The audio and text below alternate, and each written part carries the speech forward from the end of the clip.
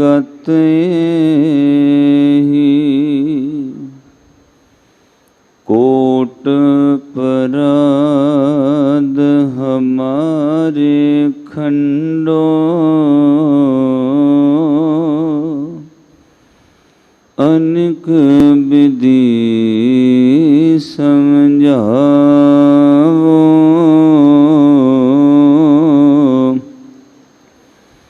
हम अज्ञान अल्प मत थोरी तुम आपन विरद रखाओ हम अज्ञान अल्प मत थोरी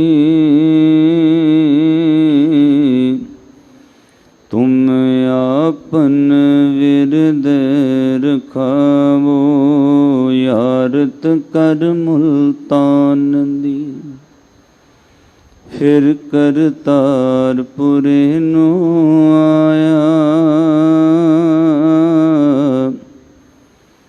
मारिया सिक्का जगत बिच नानक निर्मल पंथ चलाया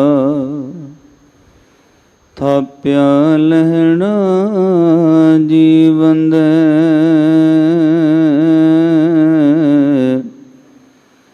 गुर आई सिर छतर फिराया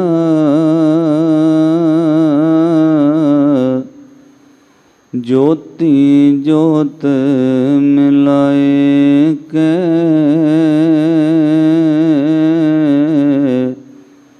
सतगुर नानक रूप बटाया सो कहो टल गुर सेविय अहनस सहज सुभाए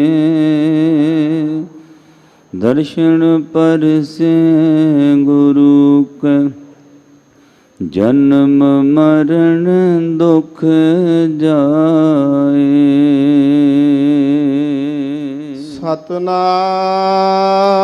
सतनाम श्री वाहिगुरु साहिब जी। सलोक महला तीजा। नानक बिन सतगुर भेटे जग अंध है। अंधे कर्म कमाए शब्द स्यों चित ना लावई। जित सुख वसै मन आए। नानक बिन सतगुर भेटे जग अंध है। अंधे कर्म कमाए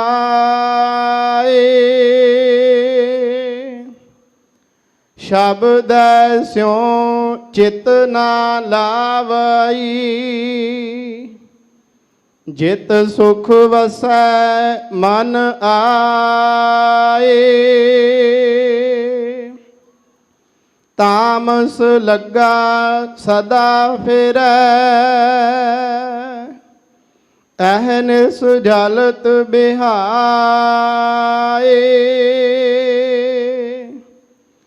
जो तिस भावै सो थियै कहना किछु ना जाए। तामस लगा सदा फिरै अहनिस जलत बिहाए।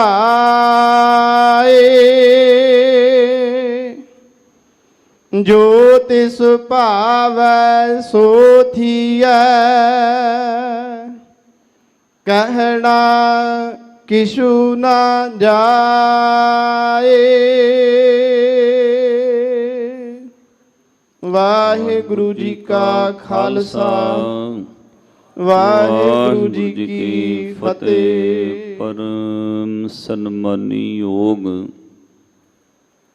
जुगो जुग टल जबर छत्र तखत दे मालिक दया सिंध कृपा निध गुरता गद्दी ते विराजमान सतगुरु धन धन आद साहिब श्री गुरु ग्रंथ साहिब महाराज जी दी पावन पवित्र हजूरी अंदर जुड़ बैठे सर्वत्र माई भाई बहुत वड्डियां भागां वाले हो जिन्हां उत्ते सतगुरु सच्चे पातशाह जियां ने कनेरी नदर बख्शिश करके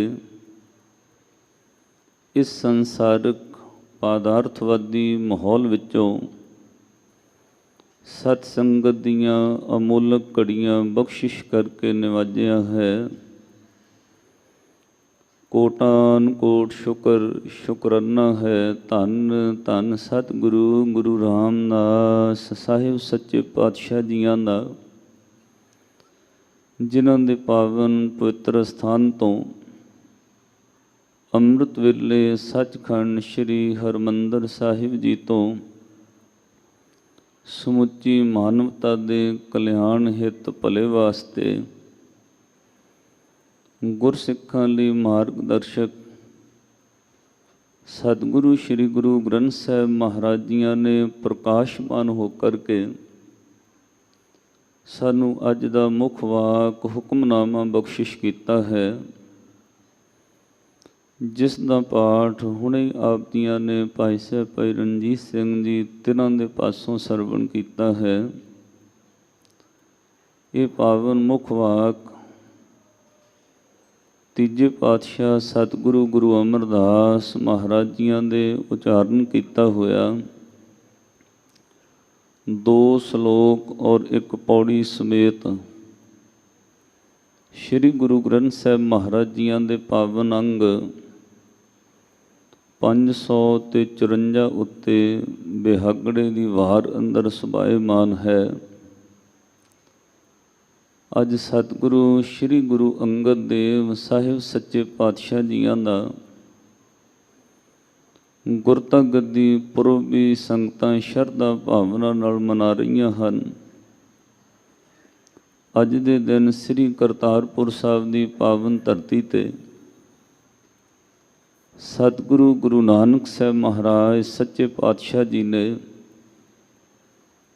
उल्टी गंग बहायोन गुर अंगद सिर ऊपर तारा। सतगुरु गुरु नानक साहिब महाराज सच्चे पातशाह जियां ने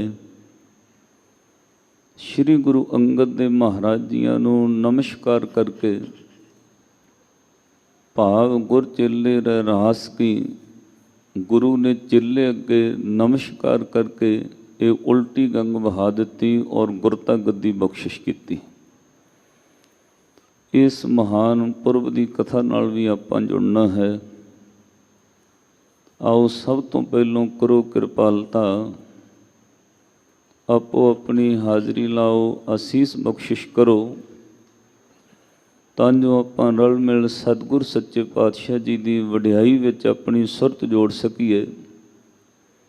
जिन्नियां संगतां जुड़ बैठे हो जां दूर दरेडे देश विदेश के अंदर टेलीविज़न के माध्यम राही सुरती करके श्री गुरु रामदास साहिब सच्चे पातशाह जी दियां खुशियां प्राप्त कर रहे हो, करो कृपालता लवाओ हाजरी दोवें हथ जोड़ के आखो जी वाहिगुरु जी का खालसा वाहिगुरु जी की फतेह। सतगुरु श्री गुरु अमरदास महाराज जी की बख्शिश कर रहे हैं। आओ प्यार नाल पहलियां पंक्तियां सरवण करो जी। सतनाम ਸ੍ਰੀ ਵਾਹਿਗੁਰੂ ਸਾਹਿਬ ਜੀ। ਸ਼ਲੋਕ ਮਹੱਲਾ ਤੀਜਾ। ਨਾਨਕ ਬਿਨ ਸਤਿਗੁਰ ਭੇਟੇ ਜਗ ਅੰਧ ਹੈ। ਅੰਧੇ ਕਰਮ ਕਮਾਏ। ਆਖੋ ਸਤਨਾਮ ਸ੍ਰੀ। ਗੱਜ ਕੇ ਆਖਿਆ ਕਰੋ ਸਤਨਾਮ ਸ੍ਰੀ। ਇਹ ਦੋਵੇਂ ਸ਼ਲੋਕ 15ਵੀਂ ਪੌੜੀ ਨਾਲ ਦਰਜ ਹਨ। ਸਤਿਗੁਰੂ ਗੁਰੂ ਗ੍ਰੰਥ ਸਾਹਿਬ ਮਹਾਰਾਜ ਜੀ ਦੀ ਬਾਣੀ ਪੜ੍ਹਨ ਦਾ ਜਿਨ੍ਹਾਂ ਨੇ ਸੰਥਿਆ ਲਈ ਹੈ, ਤੁਹਾਨੂੰ ਨਿਯਮ ਪਤਾ ਹੈ।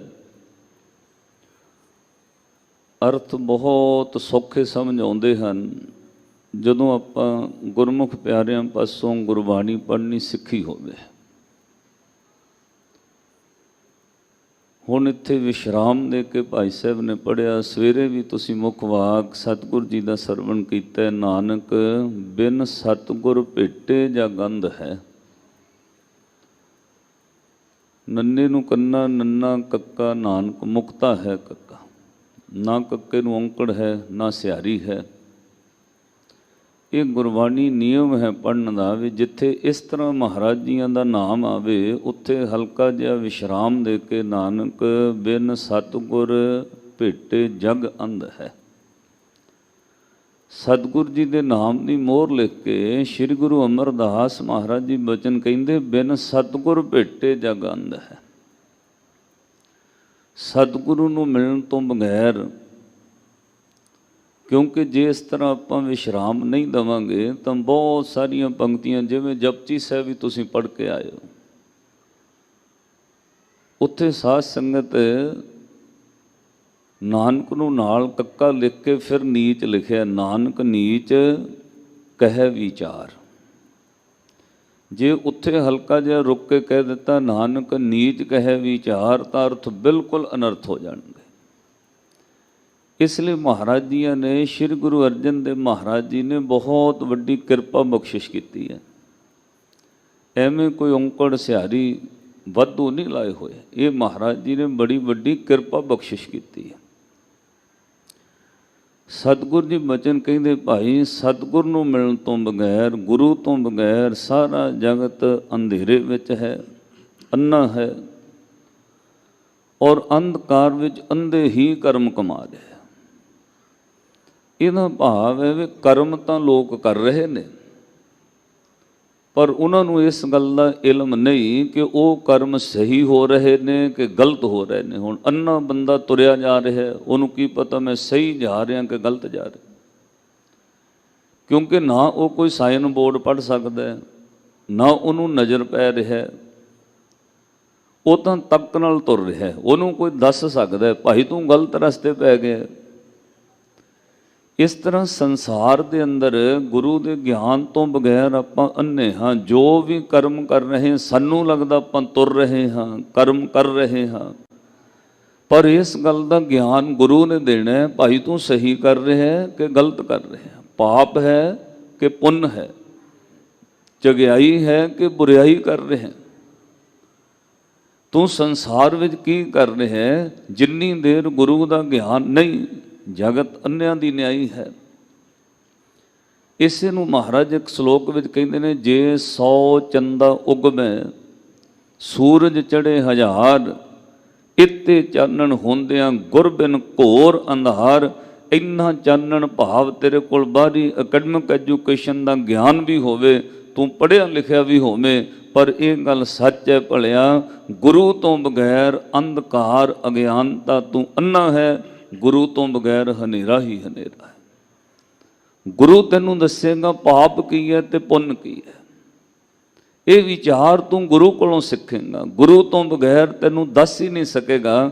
ਇੱਥੋਂ ਤੱਕ ਮਹਾਰਾਜ ਸੱਚੇ ਪਾਤਸ਼ਾਹ ਨੇ ਬਚਨ ਕਹੇ ਪਾਪ ਬੁਰਾ ਪਾਪੀ ਕੋ ਪਿਆਰਾ। ਜਿਹੜਾ ਪਾਪ ਕਰਦਾ ਉਹਨੂੰ ਤਾਂ ਪਿਆਰਾ ਲੱਗਦਾ, ਉਹ ਕਹਿੰਦਾ ਹੀ ਨਹੀਂ ਮੈਂ ਪਾਪ ਕਰ ਰਿਹਾ। ਉਹਨੂੰ ਇਸ ਗੱਲ ਦੀ ਸੋਝੀ ਗਿਆਨ ਵੀ ਨਹੀਂ ਹੈ ਕਿ ਇਹ ਚੀਜ਼ ਪਾਪ ਹੈ। ਪਾਪ ਬੁਰਾ ਪਾਪੀ ਕੋ ਪਿਆਰਾ, ਪਾਪ ਲੱਦੇ ਪਾਪੇ ਪਸਾਰਾ। ਪਰ ਉਸ ਪਾਪ ਬਾਰੇ ਗਿਆਨ ਜਿਹੜਾ ਹੈ ਉਹ ਸਤਿਗੁਰਾਂ ਕਿਹਾ ਭਾਈ ਗੁਰੂ ਕੋਲੋਂ ਮਿਲਣਾ ਹੈ। ਗੁਰੂ ਤੋਂ ਬਗੈਰ ਤੂੰ ਅੰਧਕਾਰ ਵਿੱਚ ਰਹੇਗਾ। ਸਾਰਾ ਜਗਤ ਅੰਨਾ ਹੈ ਤੇ ਅੰਨੇ ਹੀ ਕਰਮ ਕਮਾ ਰਿਹਾ ਹੈ। ਸ਼ਬਦ ਸਿਉ ਚਿਤ ਨਾ ਲਾਵਈ, ਜਿਤ ਸੁਖ ਵਸੈ ਮਨ ਆਏ। ਕਹਿੰਦੇ ਭਾਈ ਸਾਰਾ ਜਗਤ ਸੁਖ ਭਾਲਦਾ ਹੈ ਤੇ ਜਿਸ ਸ਼ਬਦ ਨਾਲ ਚਿੱਤ ਲਾ ਕੇ ਸੁਖ ਮਿਲਣਾ ਉਹ ਸ਼ਬਦ ਨਾਲ ਚਿੱਤ ਹੀ ਨਹੀਂ ਲਾਉਂਦਾ। ਉਧਰਲੇ ਪਾਸੇ ਚਿੱਤ ਜੁੜਿਆ ਹੀ ਨਹੀਂ ਹੈ। ਚਿੱਤ ਸੰਸਾਰ ਵੱਲ ਹੈ ਤੇ ਸੰਸਾਰ ਦਾ ਨਿਯਮ ਹੈ ਹਰ ਚੀਜ਼ ਆਪਣੀ ਜਗ੍ਹਾ ਤੋਂ ਹਿੱਲ ਜਾਏਗੀ। ਤੁਸੀਂ ਪੜ੍ਹੇ ਲਿਖੇ ਬੈਠੇ ਹੋ, ਇਹਨੂੰ ਵਿਗਿਆਨ ਨੇ ਮੰਨ ਲਿਆ ਕਿ ਧਰਤੀ ਘੁੰਮਦੀ ਹੈ, ਸਾਨੂੰ ਨਜ਼ਰ ਨਹੀਂ ਆ ਰਹੀ। ਕੁਦਰਤ ਦੇ ਨਿਯਮ ਵਿੱਚ ਹਰ ਚੀਜ਼ ਆਪਣੀ ਜਗ੍ਹਾ ਤੋਂ ਪਰਿਕਰਮਾ ਕਰ ਰਹੀ ਹੈ। ਈਵਨ ਇੱਥੋਂ ਤੱਕ ਆਪਣੇ ਸਰੀਰ ਦਾ ਬਲੱਡ ਸਰਕੂਲੇਟ ਸਿਸਟਮ ਜਿਹੜਾ ਹੈ ਉਹ ਵੀ 24 ਘੰਟੇ ਦੇ ਅੰਦਰ ਪਰਿਕਰਮਾ ਕਰ ਰਿਹਾ ਪੂਰੇ ਸਰੀਰ ਵਿੱਚ, ਰੁਕਦਾ ਨਹੀਂ ਹੈ। ਜੇ ਰੁਕ ਜਾਏ ਤਾਂ ਰੋਗ ਹੈ। ਉਹ ਪੂਰੇ ਸਰੀਰ ਦੀਆਂ ਨਸਾਂ ਵਿੱਚ ਚੱਲ ਰਿਹਾ ਹੈ। ਹਰ ਇੱਕ ਚੀਜ਼, ਦਿਲ ਦੀ ਧੜਕਣ ਉਹ ਦਿਨੇ ਵੀ ਚੱਲਦੀ ਹੈ, ਰਾਤ ਸੁੱਤਿਆਂ ਪਿਆਂ ਵੀ ਉਹ ਧੜਕਣ ਚੱਲ ਰਹੀ ਹੈ, ਸਵਾਸ ਚੱਲ ਰਹੇ ਨੇ। ਸੁੱਤਿਆਂ ਪਿਆਂ ਵੀ ਸਰੀਰ ਕਰਕੇ ਉਮਰ ਵੱਧਦੀ ਹੈ, ਗੁਰੂ ਦੇ ਅਨੁਸਾਰ ਉਹ ਉਮਰ ਘਟਦੀ ਹੈ। ਕੁਦਰਤ ਦੇ ਨਿਯਮ ਵਿੱਚ ਧਰਤੀ ਘੁੰਮ ਰਹੀ ਹੈ। ਹਰ ਛੋਟਾ ਗ੍ਰਹਿ ਵੱਡੇ ਗ੍ਰਹਿ ਦੀ ਪਰਿਕਰਮਾ ਕਰ ਰਿਹਾ ਹੈ। ਹਰ ਚੀਜ਼ ਆਪਣੀ ਜਗ੍ਹਾ ਤੋਂ ਹਿੱਲ ਜਾਂਦੀ ਹੈ। ਇਹ ਸੰਸਾਰ ਦਾ ਕੁਦਰਤ ਦਾ ਨਿਯਮ ਹੈ। ਜਿਸ ਪਦਾਰਥਵਾਦੀ ਯੁੱਗ ਵਿੱਚ ਆਪਾਂ ਰਹਿ ਰਹੇ, ਸਾਧ ਸੰਗਤ ਕੁਝ ਸਾਲਾਂ ਬਾਅਦ ਉਹ ਚੀਜ਼ ਆਪਣੀ ਜਗ੍ਹਾ ਤੋਂ ਹਿੱਲ ਜਾਂਦੀ ਹੈ। ਜਿਹੜੇ ਲੋਕ ਉਹਦੇ ਨਾਲ ਗਹਿਰਾ ਚਿੱਤ ਲਾ ਕੇ ਬਹਿ ਜਾਂਦੇ ਨੇ ਉਹ ਲੋਕ ਬਹੁਤ ਦੁਖੀ ਹੋ ਜਾਂਦੇ ਨੇ। ਕੋਈ ਵੀ ਚੀਜ਼ ਹੈ ਸੰਸਾਰ ਵਿੱਚ, ਪਦਾਰਥ ਨੇ ਆਪਣੀ ਜਗ੍ਹਾ ਛੱਡਣੀ ਹੈ। ਸਰੀਰ ਕਰਕੇ ਉਮਰ ਵੀ ਘਟੇਗੀ, ਜਵਾਨੀ ਤੋਂ ਬੁਢੇਪੇ ਵੱਲ ਵੀ ਜਾਵਾਂਗੇ, ਪਰਿਵਾਰਕ ਸੰਸਾਰਕ ਰਿਸ਼ਤੇ ਵੀ ਇੱਧਰ ਉੱਧਰ ਹੋਣਗੇ। ਸਭ ਨੇ ਇੱਕੋ ਗੱਲ ਕਹੀ, ਇੱਕ ਚੀਜ਼ ਸਥਿਰ ਰਹੇਗੀ, ਸਟੇਬਲ ਰਹੇਗੀ, ਸਟਿਲ ਰਹੇਗੀ, ਉਹ ਅਕਾਲ ਪੁਰਖ ਵਾਹਿਗੁਰੂ ਜੀ ਦਾ ਨਾਮ ਹੈ। ਜੇ ਤੂੰ ਉਹਦੇ ਨਾਲ ਜੁੜ ਗਿਆ ਫਿਰ ਸੰਸਾਰ ਦੇ ਦੁੱਖਾਂ ਵਿੱਚ ਦੁਖੀ ਨਹੀਂ ਹੋਏਗਾ, ਕਿਉਂਕਿ ਸਾਰੀਆਂ ਚੀਜ਼ਾਂ ਤੇਰੀਆਂ ਆਸਾਂ ਟੁੱਟ ਸਕਦੀਆਂ ਨੇ, ਇੱਕ ਰੱਬ ਤੇਰੀ ਆਸ ਨਹੀਂ ਟੁੱਟਣ ਦੇ। ਇਸ ਲਈ ਧਰ ਜੀਅਰੇ ਇੱਕ ਟੇਕ ਤੂੰ, ਲਹੇ ਬਿਡਾਨੀ ਆਸ, ਨਾਨਕ ਨਾਮ ਧਿਆਈ ਹੈ ਕਾਰਜ ਆਵੇ ਰਾਸ। ਅੱਜ ਮਹਾਰਾਜ ਨੇ ਬਚਨ ਕਿਹਾ, ਜਿਹੜੀ ਚੀਜ਼ ਚੋਂ ਸੁੱਖ ਮਿਲਣਾ ਹੈ ਇਹ ਮਨੁੱਖ ਉਹਦੇ ਨਾਲ ਚਿੱਤ ਨਹੀਂ ਲਾਉਂਦਾ। ਤਾਮਸ ਲੱਗਾ ਸਦਾ ਫਿਰੈ, ਅਹਨਿਸ ਜਲਤ ਬਿਹਾਏ। ਕਹਿੰਦੇ ਸਾਰੀ ਉਮਰ ਤਾਮਸ ਭਾਵ ਤਮਾ ਗੁਣ ਵਿੱਚ ਹੀ ਰਹਿੰਦਾ। ਉਹ ਵੀ ਮਿਲ ਜਾਏ, ਆ ਵੀ ਮਿਲ ਜਾਏ। ਉਹ ਮਿਲਣ ਤੋਂ ਬਾਅਦ ਅੱਗੇ ਹੋਰ ਇੱਛਾ ਜਾਗ ਪੈਂਦੀ ਹੈ, ਉਮਰ ਘਟਦੀ ਜਾਂਦੀ ਹੈ, ਸ਼ਾਮਾਂ ਵੱਧਦੀਆਂ ਜਾਂਦੀਆਂ ਨੇ। 10 ਵਸਤੂ ਲੈ ਪਾਛੈ ਪਾਵੇ, ਇੱਕ ਵਸਤ ਕਾਰਨ ਵੇ ਖੋਟ ਗਵਾਵੇ। ਜੋ ਮਿਲਿਆ ਉਹਨੂੰ ਭੁੱਲ ਜਾਂਦਾ ਹੈ, ਤਮਾ ਵੱਧਦੀ ਜਾਂਦੀ ਹੈ। ਆਪਣੇ ਬਾਰੇ, ਪੁੱਤਾਂ ਬਾਰੇ, ਪੋਤਿਆਂ ਬਾਰੇ, ਅੱਗੇ ਤੋਂ ਅੱਗੇ ਇਹ ਮਨੁੱਖ ਹੋਰ ਤਮਾ ਵੱਧਦੀ ਹੈ। ਤੇ ਮਹਾਰਾਜ ਜੀਆਂ ਨੇ ਬਚਨ ਕਹੇ, ਅਹਨਿਸ ਦਿਨ ਰਾਤ। ਭਾਈ ਇਹ ਬੰਦਾ ਜਲਤ ਬਿਹਾਏ, ਦੁਖੀ ਹੀ ਰਹਿੰਦਾ। ਇੱਕ ਇੱਛਾ ਪੂਰੀ ਹੋਣ ਤੋਂ ਬਾਅਦ ਹੋਰ ਇੱਛਾ ਜਾਗ ਪੈਂਦੀ ਹੈ। ਇਹ ਸ਼ਾਵਾਂ ਵੱਧਦੀਆਂ ਰਹਿੰਦੀਆਂ ਨੇ। ਬੰਦਾ ਮਨ ਕਰਕੇ ਦੁਖੀ ਰਹਿੰਦਾ, ਕਦੇ ਵੀ ਸੁਖੀ ਸੈਟੀਸਫਾਈ ਨਹੀਂ ਹੁੰਦਾ। ਜੇ ਕੁਝ ਪਲਾਂ ਲਈ ਖੁਸ਼ ਹੁੰਦਾ ਫਿਰ ਅਗਲੇ ਕੁਝ ਦਿਨਾਂ ਬਾਅਦ ਉਦਾਸ ਹੋ ਜਾਂਦਾ। ਤੁਹਾਡਾ ਤਜਰਬਾ ਰਹਿਣਾ। ਬਹੁਤ ਮਿਹਨਤ ਕਰਕੇ ਪਲਾਟ ਲਿਆ, ਘਰ ਬਣਾਇਆ, ਕੋਠੀ ਬਣਾਈ, ਫਿਰ ਤੁਸੀਂ ਉਹਦਾ ਉਦਘਾਟਨ ਕਰਦੇ ਹੋ, ਰਿਸ਼ਤੇਦਾਰ ਸੱਦਦੇ ਹੋ। ਉਹ ਬਹੁਤ ਇਸ ਤਰ੍ਹਾਂ ਉਦੋਂ ਵਿਖਾਇਆ ਜਾਂਦਾ ਵੀ ਜਿਹੜਾ ਆਵੇ ਉਹ ਕਵੇ ਵਾਹ ਜੀ ਵਾਹ, ਬੈਡਰੂਮ ਬਹੁਤ ਵਧੀਆ ਬਣਾਏ ਨੇ, ਕੋਠੀ ਬਹੁਤ ਜਗ੍ਹਾ 'ਤੇ ਹੈ, ਲੋਕੇਸ਼ਨ ਬਹੁਤ ਵਧੀਆ, ਅਪਰੋਚ ਬਹੁਤ ਵਧੀਆ। ਇਹ ਆਪਾਂ ਸੁਣਨਾ ਚਾਹੁੰਦੇ ਹਾਂ। ਔਰ ਉਹਦੇ ਵਿੱਚ ਸਾਧ ਸੰਗਤ 200-400 ਰਿਸ਼ਤੇਦਾਰ ਬੰਦੇ ਆ ਜਾਣ, ਉਹ 200-400 ਬੰਦਿਆਂ 'ਚੋਂ 300-350 ਬੰਦਾ ਉਸਤਤ ਕਰ ਦੇਗਾ, ਲੋਕੇਸ਼ਨ ਬਹੁਤ ਵਧੀਆ, ਅਪਰੋਚ ਵਧੀਆ, ਬਈ ਆਹ ਤਾਂ ਬਹੁਤ ਵਧੀਆ ਬਣਾਇਆ, ਤੁਸੀਂ ਖੁਸ਼ ਹੁੰਦੇ ਰਹਿੰਦੇ ਹੋ। ਜਾਣ ਲੱਗਿਆ 1-2-4 ਸੱਜਣ ਐਸੇ ਹੋਣਗੇ ਜਿਹੜੇ ਕਹਿਣਗੇ ਵੀ ਜੇ ਕਿਤੇ ਨਾਲ ਦਾ ਵੀ ਪਲਾਟ ਮਿਲ ਜਾਣਾ ਨਾ, ਤੁਹਾਡਾ ਇੱਧਰ ਵਧੀਆ ਗੱਡੀਆਂ ਖੜੀ ਕਰਨ ਨੂੰ ਹੋ ਜਾਣ ਸੀ, ਇੱਧਰ ਹੁਣ ਉਸ ਦਿਨ ਤੋਂ ਬਾਅਦ ਉਹ ਚੀਜ਼ ਚੱਲ ਪਈ, ਖੁਸ਼ੀ ਅਲੋਪ ਹੋ ਜਾਏਗੀ। ਤੁਹਾਡੀ ਤ੍ਰਿਸ਼ਨਾ ਵੱਧ ਜਾਏਗੀ, ਨਾਲ ਦਾ ਵੀ ਲੈਣਾ ਹੈ, ਗੱਡੀਆਂ ਅਲੱਗ ਖੜੀਆਂ ਹੋ ਜਾਣ, ਆਏ ਗਏ ਲਿਆ ਕੁਝ ਹੋ ਜਾਏ। ਇਸ ਤਰ੍ਹਾਂ ਮਨੁੱਖ ਦੀਆਂ ਇਛਾਵਾਂ ਵੱਧਦੀਆਂ ਨੇ, ਉਹ ਤਮਾਂ ਵਿੱਚ ਦੁਖੀ ਰਹਿੰਦਾ ਹੈ। ਸਾਹਿਬ ਕਹਿੰਦੇ ਐਨਿਸ ਜਲਤ ਵਿਹਾਏ, ਸੰਸਾਰ ਦੇ ਲੋਕ ਗੁਰੂ ਦੇ ਗਿਆਨ ਤੋਂ ਬਗੈਰ ਜਲਦੇ ਹੀ ਰਹਿੰਦੇ ਹਨ। ਜੋ ਤਿਸ ਭਾਵੈ ਸੋ ਥੀਐ, ਕਹਿਣਾ ਕਿਛੂ ਨਾ ਜਾਏ। ਤਾਂ ਸ੍ਰੀ ਗੁਰੂ ਅਮਰਦਾਸ ਮਹਾਰਾਜ ਜੀ ਬਚਨ ਕਹਿੰਦੇ, ਭਾਈ ਕਹਿਣ ਤੋਂ ਬਾਹਰ ਹੀ ਗੱਲ ਹੈ, ਕੀ ਕਹਿ ਸਕਦੇ। ਜੋ ਤਿਸ ਭਾਵੈ ਸੋ ਥੀਏ, ਇਹ ਸਭ ਸੰਸਾਰ ਦੇ ਅੰਨੇ ਦੁਖੀ ਲੋਕ ਕਹਿੰਦੇ ਰੱਬ ਦੇ ਹੁਕਮ ਵਿੱਚ ਹੀ ਹੈ, ਉਹਦੀ ਕਿਰਪਾ ਹੋਵੇ ਤਾਂ ਸਮਝ ਆਉਂਦੀ ਹੈ, ਕਹਿਣਾ ਕਿਛੂ ਨਾ ਜਾਏ। ਇਸ ਤਰ੍ਹਾਂ ਭਟਕੇ ਹੋਏ ਦੁਖੀ ਤਮਾਂ ਵਿੱਚ ਜੀਣ ਵਾਲੇ ਲੋਕਾਂ ਬਾਰੇ ਕੀ ਕਹਿਣਾ ਹੈ, ਕਿਉਂਕਿ ਮਨੁੱਖ ਰੱਜਦਾ ਨਹੀਂ, ਦੂਜੇ ਦੇ ਸਮਝਾਉਣ ਨਾਲ ਛੇਤੀ ਸਮਝਦਾ ਨਹੀਂ। ਜਿਵੇਂ ਸਿਆਣੇ ਕਹਿੰਦੇ ਵੇ ਮੱਛੀ ਜਿਹੜੀ ਉਹ ਪੱਥਰ ਚੱਟ ਕੇ ਮੁੜਦੀ ਹੈ, ਇੱਦਾਂ ਕਿਸੇ ਨੂੰ ਗੱਲਾਂ ਨਾਲ ਕਹੀ ਜਾਓ ਭਾਈ ਇਹਦੇ ਵਿੱਚ ਕੁਝ ਨਹੀਂ ਹੈ, ਉਹ ਕਹਿੰਦਾ ਵੇਖ ਕੇ ਦੇਖਾਂਗੇ। ਮਨੁੱਖ ਮੁੜਦਾ ਨਹੀਂ ਹੈ। ਹਾਂ, ਕਰਮ ਭਾਗ ਜਾਗ ਜਾਣ, ਗੁਰੂ ਦੀ ਨਜ਼ਰ ਕਿਰਪਾ ਹੋ ਜਾਏ, ਫਿਰ ਉਹਦੇ ਜੀਵਨ ਵਿੱਚ ਮੋੜਾ ਪੈਂਦਾ। ਜਿਸ ਸਤਿਗੁਰੂ ਦਾ ਅੱਜ ਆਪਾਂ ਗੁਰਤਾ ਗੱਦੀਪੁਰ ਮਨਾਉਣਾ ਹੈ, ਸਾਧ ਸੰਗਤ ਵੇਖੋ ਕਿਵੇਂ ਜੀਵਨ ਵਿੱਚ ਮੋੜਾ ਪੈਂਦਾ। ਦੋ ਚੀਜ਼ਾਂ ਨੇ, ਸਭ ਤੋਂ ਪਹਿਲਾਂ ਅਕਾਲ ਪੁਰਖ ਵਾਹਿਗੁਰੂ ਦੀ ਨਦਰ ਕਿਰਪਾ ਬਖਸ਼ਿਸ਼ ਕਰਮ ਭਾਗ ਵੱਡੇ ਹੋਣ। ਦੂਜਾ ਉਸ ਜਿਹਦੀ ਭਾਗ ਲੜੀ ਵੱਡੀ ਹੈ, ਭਾਵ ਮਸਤਕ ਦੀ ਭਾਗ ਲੜੀ ਭਾਗਾਂ ਵਾਲੀ ਹੈ, ਉਹਨੂੰ ਦੋ ਚੀਜ਼ਾਂ ਗੁਰੂ ਦੀ ਕਿਰਪਾ ਨਾਲ ਮਿਲ ਜਾਣ, ਇੱਕ ਸੱਚੀ ਵਿਚਾਰ ਤੇ ਦੂਜਾ ਸੱਚਾ ਆਚਾਰ। ਆਚਾਰ ਔਰ ਵਿਵਹਾਰ ਇਹ ਵਿਚਾਰ ਨਾਲ ਬਹੁਤ ਗਹਿਰਾ ਤਾਲਮੇਲ ਰੱਖਦਾ ਹੈ, ਵਿਚਾਰ ਨਾਲ ਮਨ ਮੁੜਦਾ ਹੈ। ਪਰ ਸਾਧ ਸੰਗਤ ਜਦੋਂ ਉਸ ਵਿਚਾਰ ਦੇ ਮੁਤਾਬਕ ਕੋਈ ਆਚਾਰ ਵੇਖਦਾ, ਉਹ ਗੁਰੂ ਦੀ ਨਜ਼ਰ ਕਿਰਪਾ ਹੈ, ਫਿਰ ਉਹ ਬੰਦਾ ਪੂਰਾ ਹੀ ਸਾਧਿਆ ਜਾਂਦਾ। ਕਈ ਵਾਰ ਵਿਚਾਰ ਨਾਲ ਮਨ ਰੁਕ ਜਾਂਦਾ ਵੀ ਹਾਂ ਇਸ ਤਰ੍ਹਾਂ ਨਹੀਂ ਕਰਨਾ ਚਾਹੀਦਾ, ਇਸ ਤਰ੍ਹਾਂ ਕਰਨਾ ਚਾਹੀਦਾ। ਥੋੜ੍ਹੇ ਮਹੀਨਿਆਂ ਬਾਅਦ ਫਿਰ ਮਨ ਉੱਧਰ ਤੁਲ ਪੈਂਦਾ। ਵਿਚਾਰ ਨਾਲ ਔਗਣਾ ਵੱਲੋਂ ਰੁਕ ਜਾਂਦਾ, ਫਿਰ ਕਰਨ ਲੱਗ ਪੈਂਦਾ। ਵਿਚਾਰ ਸੁਣਨ ਤੋਂ ਬਾਅਦ ਕੁਝ ਦਿਨਾਂ ਵਾਸਤੇ ਛੱਡ ਦਿੰਦਾ ਮਾੜੇ ਕਰਮ, ਫਿਰ ਕੁਝ ਦਿਨਾਂ ਬਾਅਦ ਫਿਰ ਕਰਨ ਲੱਗ ਪੈਂਦਾ। ਜਦੋਂ ਉਸ ਵਿਚਾਰ ਦੇ ਨਾਲ ਗੁਰੂ ਦੀ ਕਿਰਪਾ ਹੋ ਜਾਏ, ਕਿਸੇ ਆਚਾਰ ਵਾਲੇ ਦੀ ਸੰਗਤ ਮਿਲ ਜਾਏ, ਕਿਸੇ ਚੰਗੇ ਆਚਾਰ ਤੇ ਵਿਵਹਾਰ ਵਾਲੇ ਦੀ ਸੰਗਤ ਮਿਲ ਜਾਏ, ਸਾਧ ਸੰਗਤ ਤੋਂ ਸੰਗਤ ਬੰਦੇ ਨੂੰ ਗਹਿਰੇ ਸੰਸਾਰ ਵਿੱਚੋਂ ਕੱਢ ਕੇ ਨਿਰੰਕਾਰ ਵੱਲ ਲੈ ਜਾਂਦੀ ਹੈ। ਇਹ ਤੁਹਾਡੀ ਜ਼ਿੰਦਗੀ ਦੇ ਤਜਰਬੇ 'ਚ ਰਹਿਣਾ ਕਿ ਮਾੜੇ ਤੋਂ ਮਾੜੇ ਕੁਕਰਮੀ ਬੰਦੇ ਨੂੰ ਕੱਲੀ ਵਿਚਾਰ ਥੋੜੇ ਸਮੇਂ ਲਈ ਰੋਕ ਸਕਦੀ ਹੈ, ਪਰ ਚੰਗਾ ਆਚਾਰ ਮਿਲ ਜਾਏ ਉਹਨੂੰ ਸਦਾ ਵਾਸਤੇ ਪਵਿੱਤਰ ਕਰ ਸਕਦੀ ਹੈ। ਜਿਵੇਂ ਕਿਸੇ ਨੂੰ ਕੋਈ ਵਿਚਾਰ ਦਿਓ ਵੀ ਸ਼ਰਾਬ ਪੀਣੀ ਮਾੜੀ ਹੈ, ਇੰਨਾ ਰੋਗ ਲੱਗਦੇ ਆ ਕੁਝ ਹੁੰਦਾ, ਉਹ 2-4 ਦਿਨ ਰੁਕ ਜਾਂਦਾ। ਪਰ ਜੇ ਉਹਨੂੰ ਕੋਈ ਆਚਾਰ ਵਾਲਾ ਬੰਦਾ ਮਿਲ ਜਾਏ, ਜਦੋਂ ਉਹ ਹਰ ਰੋਜ਼ ਐਵਰੀ ਡੇ ਸ਼ਾਮੀ 4-5 ਵਜੇ ਤੋਂ ਲੈ ਕੇ ਰਾਤੀ 8 ਵਜੇ ਤੱਕ ਉਹਦਾ ਖਤਰਾ ਹੈ ਕਿ ਇਹ ਬੰਦਾ ਸ਼ਰਾਬੀ ਹੋ ਸਕਦਾ ਹੈ, ਇਹ ਬੰਦਾ ਮਾੜੇ ਪਾਸੇ ਜਾ ਸਕਦਾ ਹੈ, ਉਹ 3-4 ਘੰਟੇ ਵਿੱਚ ਕੋਈ ਚੰਗੇ ਆਚਾਰ ਵਾਲੇ ਦੀ ਸੰਗਤ ਮਿਲ ਜਾਏ, ਉਹ ਸੰਗੀ ਬੰਦਾ 4 ਘੰਟਿਆਂ ਲਈ ਸ਼ਾਮੀ ਖਿੱਚ ਕੇ ਉਹਨੂੰ ਸੰਗਤ ਵੱਲ ਲੈ ਜਾਏ, ਤਾਂ ਸਾਧ ਸੰਗਤ ਤੋਂ ਬੰਦਾ ਨਿਰੰਕਾਰ ਵੱਲ ਜਾ ਸਕਦਾ ਹੈ। 2-4 ਦਿਨ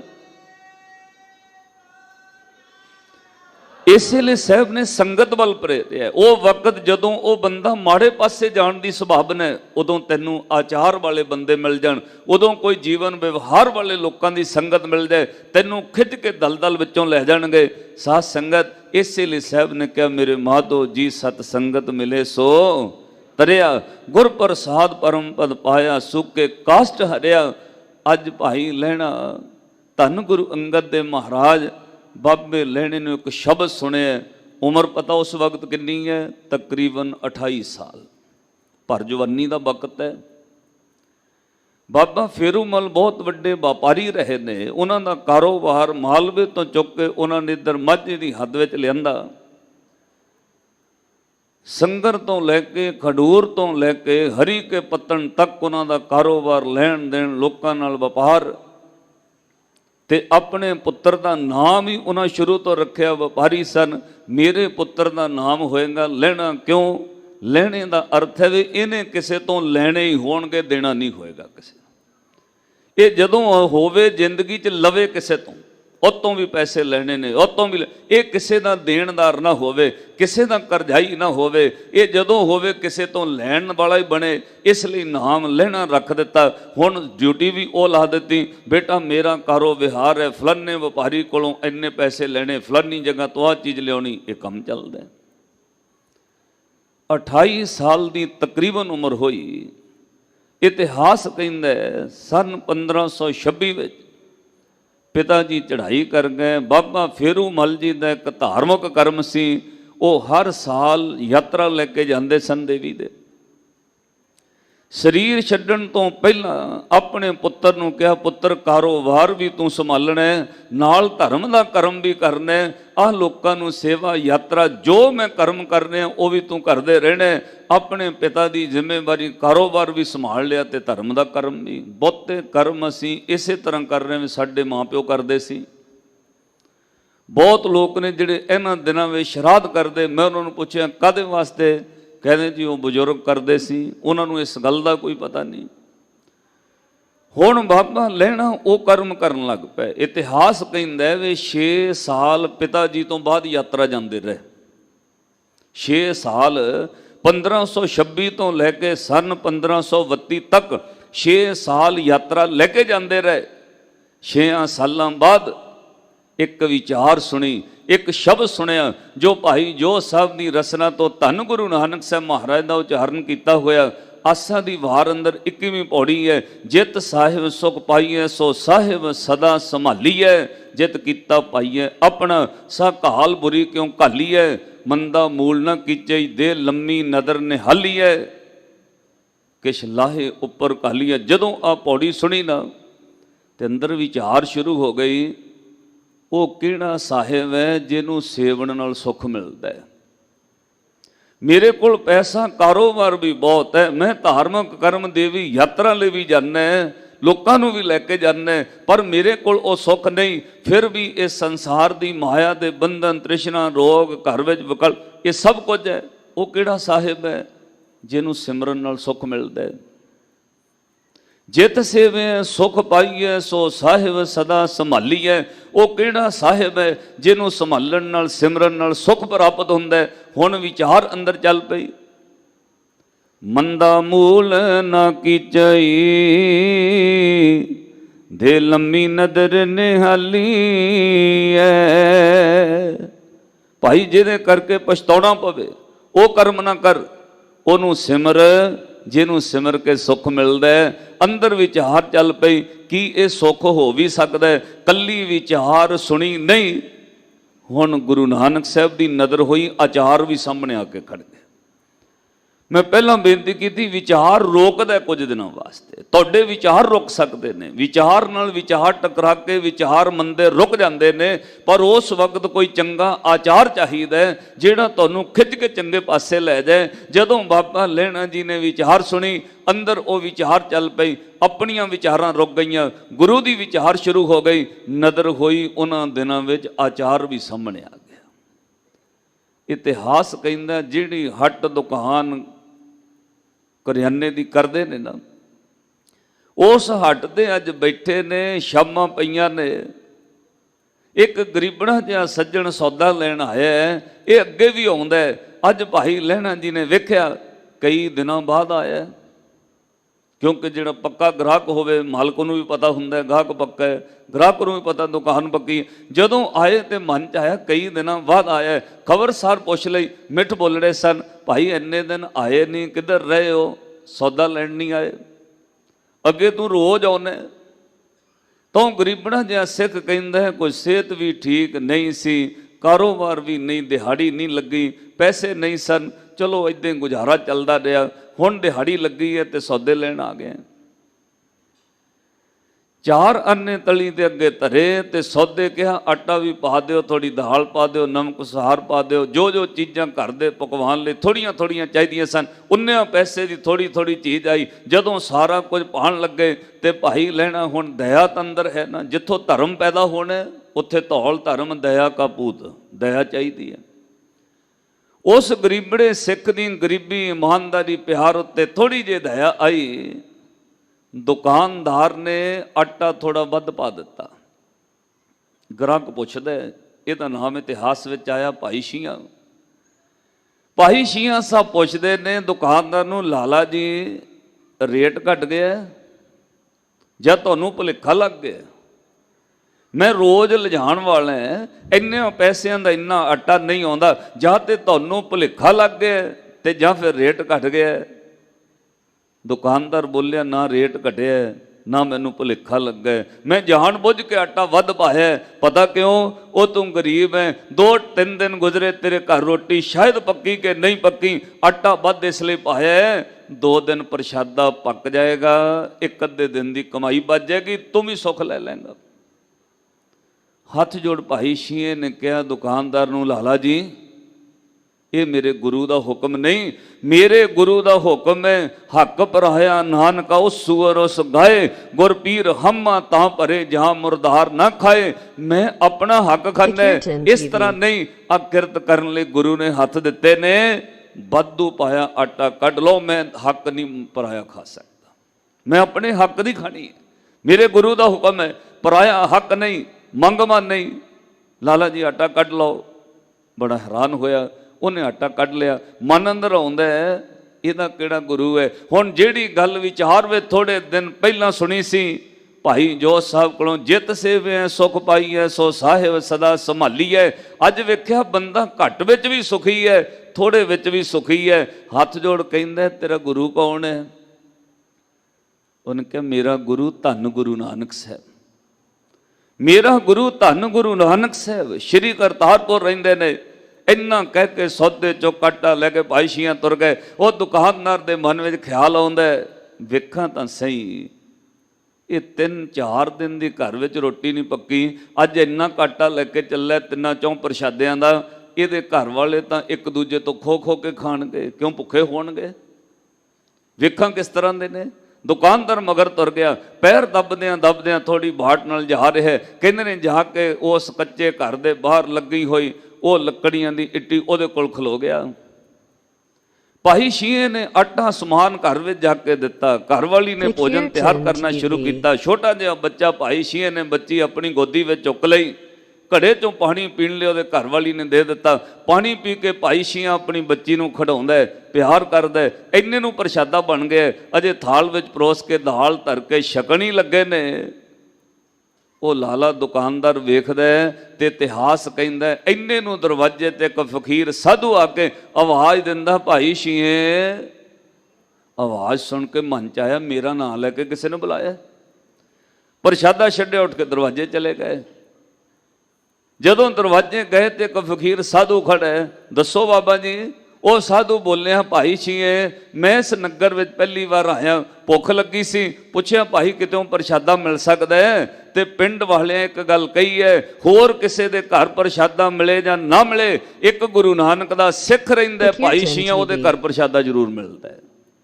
ਇੰਨੀ ਗੱਲ ਸੁਣੀ ਤੇ ਅੱਖਾਂ ਭਰ ਗਈਆਂ। ਹੱਥ ਜੋੜ ਸ਼ੁਕਰਾਨਾ ਕਰਕੇ ਕਹਿੰਦਾ, ਵਾਹ ਦਾਤਿਆ, ਮੇਰੇ ਨਾਂ ਨੂੰ ਹੁਣ ਲੋਕ ਤੇਰੇ ਨਾਮ ਨਾਲ ਜਾਣਨ ਲੱਗ ਪਏ ਨੇ। ਇਹ ਤੇਰਾ ਤਰਸ, ਤੇਰੀ ਕਿਰਪਾ ਹੈ, ਕੋਈ ਮੈਨੂੰ ਗੁਰੂ ਨਾਨਕ ਦੇ ਸਿੱਖ ਨਾਲ ਜਾਣਨ ਲੱਗ ਪਿਆ।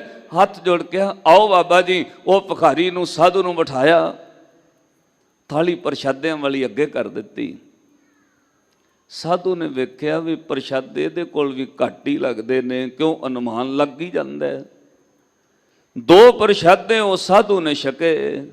ਭੁੱਖ ਤੇ ਹੋਰ ਸੀ, ਉਹਨੇ ਹੋਰ ਮੰਗਿਆ ਨਹੀਂ।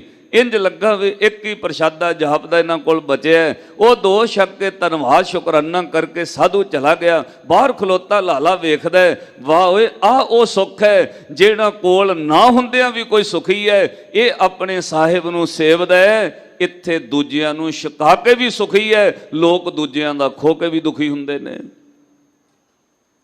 ਉਹ ਲਾਲਾ ਖਲੋਤਾ ਹੈ, ਹੁਣ ਇੱਕ ਪ੍ਰਸ਼ਾਦਾ ਬਚਿਆ। ਭਾਈ ਸ਼ੀਆਂ ਘਰ ਵਾਲੀ ਨੂੰ ਕਹਿੰਦੇ, ਭਾਗਵਾਨ ਨੇ ਇੰਜ ਕਰ ਪ੍ਰਸ਼ਾਦਾ ਤੂੰ ਛਕ ਲੈ, ਛੋਟੀ ਜਿਹੀ ਬੱਚੀ ਦੁੱਧ ਪੀਂਦੀ ਹੈ, ਮੇਰਾ ਕੀ ਅੱਜ ਮੈਂ ਫਲਾਨੀ ਜਗ੍ਹਾ ਕੋਈ ਛਕ ਛਕਾ ਲਿਆ। ਆਪਣੇ ਮਨ ਨੂੰ ਪਰੋਸਦਾ। ਅੱਗੋਂ ਉਹਦੇ ਘਰ ਵਾਲੀ ਵੇਖੋ ਸਾਧ ਸੰਗਤ ਹੱਥ ਜੋੜ ਕੇ ਕਹਿੰਦੀ, ਨਹੀਂ ਜੀ ਮੈਂ ਸਾਰਾ ਦਿਨ ਘਰ ਵਿੱਚ ਵਿਹਲੀ ਰਹਿੰਦੀ ਹਾਂ, ਤੁਸੀਂ ਕੰਮ ਕਾਰ ਕਰਦੇ ਹੋ, ਥੱਕ ਜਾਂਦੇ ਹੋ, ਤੁਸੀਂ ਪ੍ਰਸ਼ਾਦਾ ਛਕ ਲਓ, ਮੇਰਾ ਕੀ ਹੈ, ਮੈਂ ਜਲ ਛਕ ਲੈਣੀ, ਕੱਲੀ ਦਾਲ ਖਾ ਲੈਣੀ ਹੈ।